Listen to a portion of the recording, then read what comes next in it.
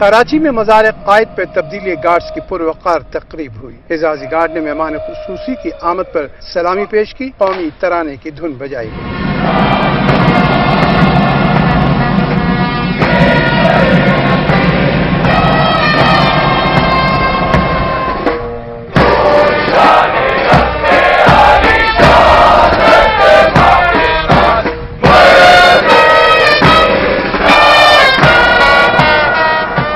نیول cadets کے چاق و چوبند دستے نے بابائے قوم کو جنرل سلیوٹ پیش کیا۔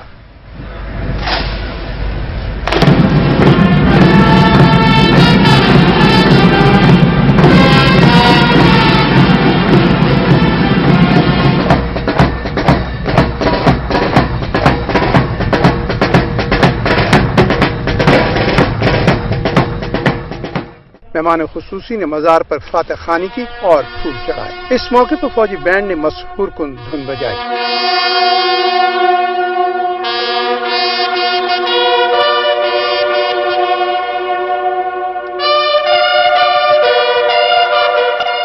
Commandant Pakistan naval academy commodore Mushtaq Ahmed نے مہمانوں کی کتاب میں اپنے تاثرات بھی قلم بند کیے۔